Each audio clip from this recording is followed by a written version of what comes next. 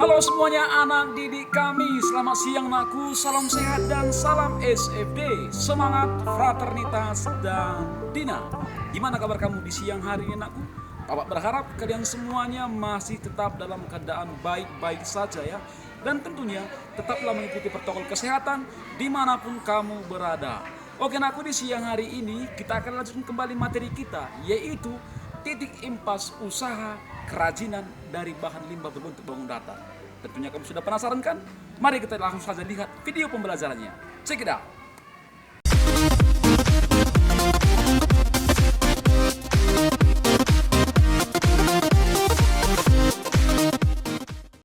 Halo semuanya anak didik kami, kita berjumpa kembali dalam video pembelajaran PKK, Prakarya dan Kewirausahaan untuk kamu kelas 11 IPS 3 dan IPS 4. Nah, anakku, melanjutkan materi kita yang minggu yang lalu.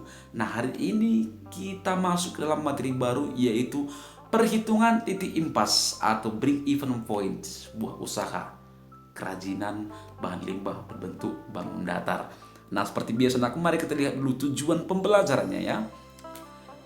Yang pertama, dengan mempelajari materi ini nanti kamu diharapkan mampu memahami konsep perhitungan titik impas sebuah usaha. Nah, yang kedua, diharapkan juga kamu mampu memahami apa manfaat konsep perhitungan titik impas ini dalam usaha kita. Nah, dan yang ketiga aku, kamu mampu mendeskripsikan perhitungan titik impas usaha, dan artinya kamu mampu menghitung sendiri titik impas sebuah usaha kamu nantinya. Oke, nah kita bahas dulu apa pengertiannya ya.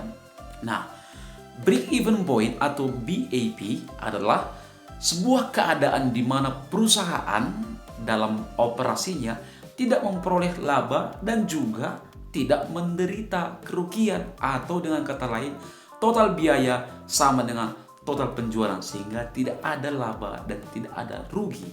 Nah, itu dia. Nah, hal ini bisa terjadi apabila sebuah perusahaan di dalam operasinya menggunakan biaya tetap dan biaya variabel, dan volume penjualannya hanya cukup menutupi biaya tetap dan biaya variabel. Apabila penjualan hanya cukup menutupi biaya variabel dan sebagian biaya tetap, maka perusahaan menderita kerugian. Sebaliknya anakku, perusahaan akan memperoleh keuntungan apabila penjualan melebihi biaya variabelnya dan biaya tetap yang harus dikeluarkan. Nah, itulah dia ceritanya anak, gimana sebuah perusahaan itu bisa untung dan bisa rugi. Oke? Nah, kita lihat apa manfaatnya BEP tadi, titik impas ini tadi untuk sebuah usaha. Yang pertama, manfaat yang pertama adalah alat perencanaan untuk menghasilkan laba. Ini bisa kita gunakan untuk sebagai alat kita untuk memperhitungkan laba kita. Oke. Nah, yang kedua katanya memberikan informasi mengenai berbagai tingkat volume penjualan serta hubungannya dengan kemungkinan memperoleh laba menurut tingkat penjualan yang bersangkutan. Nah, berikutnya anakku, yaitu mengevaluasi laba dari sebuah perusahaan secara keseluruhan. Oke. Nah, berikutnya mengganti sistem laporan yang tebal ya dengan grafik yang mudah dibaca dan dimengerti. Nah, nanti kita lihat grafiknya ya di sini. Itulah beberapa manfaatnya kalau kita paham mengenai gimana itu perhitungan titik impas atau BEP dalam usaha kita ya. Nah, sekarang kita lihat komponennya. Nah, break even point memerlukan komponen perhitungan dasar sebagai berikut. Yang pertama adalah fixed cost. Apa ini fixed cost? Komponen ini merupakan biaya tetap, artinya biaya tetap atau konstan jika adanya tindakan produksi meskipun perusahaan tidak berproduksi. Contohnya apa yang biaya tetap ini? Yaitu biaya tenaga kerja, biaya penyusutan mesin, dan lain-lain. Oke. Yang kedua adalah komponen yang kedua adalah variable cost. Nah, komponen ini merupakan biaya per unit yang sifatnya dinamis tergantung dari tindakan volume produksinya. Jika produksi yang direncanakan meningkat, maka berarti variable cost-nya pasti akan meningkat. Contohnya aku adalah biaya bahan baku dan biaya listrik. Ya, benar ya? Karena jika bahan baku, kalau kita mau memproduksi dengan banyak, maka kita butuhkan juga bahan baku yang banyak dan biaya untuk produksi yang banyak juga. Oke. Nah, yang berikutnya adalah selling price. Komponen ini merupakan harga jual per unit barang atau jasa yang telah diproduksi. Harga jual per unit barang ya.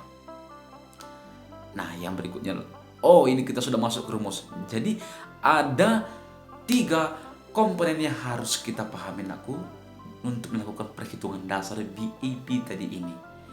Fixed cost, variable cost, dan selling price. Oke. Nah, kita masuk dalam rumus ya. Nah, rumus yang digunakan untuk analisis break even point BEP ini terdiri dari 2 macam sebagai berikut. Untuk dasar unit ya, berapa unit jumlah barang atau jasa yang harus dihasilkan untuk mendapatkan titik impas. Rumusnya adalah BEP sama dengan FC bagi P kurang VC. Oke ya. Yang berikutnya adalah untuk dasar penjualan. Seberapa rupiah nilai penjualan yang harus diterima untuk mendapatkan titik impas. Rumusnya adalah FC bagi 1 kurang FC bagi P. Perhitungan 1 kurang FC bagi P biasa juga disebut dengan istilah margin kontribusi per unit. Nah, itu namanya. Nah, rumus yang berikutnya kita lihat untuk break even point BEP. Nah, ini harus kamu perhatikan karena nanti Bapak akan buat tugas kamu untuk menghitung BEP-nya ya. Penjualan dalam unit break even point BEP, volume produksi menggambarkan produksi minimal yang harus dihasilkan pada perusahaan agar tidak mengalami kerugian. Rumusnya seperti ini BEP unit sama dengan FC bagi P kurang VC. Apa itu BEP? Itu tadi titik impas. Q itu adalah kuantitas atau produksi. FC itu fixed cost ya, fixed cost yaitu biaya tetap. FC adalah yang tadi variable cost dan P adalah harga produk. Nah, itu. Nah, rumus yang kedua adalah untuk rupiah break even point BEP. Rupiah menggambarkan total penerimaan produk dengan kuantitas produk pada saat BEP. Rumusnya apa Pak? Ini BEP rupiah, FC BEP rupiah sama dengan FC bagi 1 kurang VC bagi TR. Nah, BEP itu titik impas seperti tadi ya. TR itu total revenue atau penerimaan. FC fixed cost biaya tetap dan FC variable cost atau biaya variabelnya. Nah, kamu bisa menggunakan kedua rumus ini untuk menghitung unit BEP-nya dan rupiah BEP-nya. Oke. Nah, kita masuk ke dalam contoh soal misalnya ini ya. Rencana penjualan produk kerajinan tahun 2016 meliputi kedua jenis produk sebagai berikut. Nama produknya produk A, produk B. Ada jumlah unitnya 15.000, produk B 10.000. Harga per unit produk A 1.000 dan produk B 750.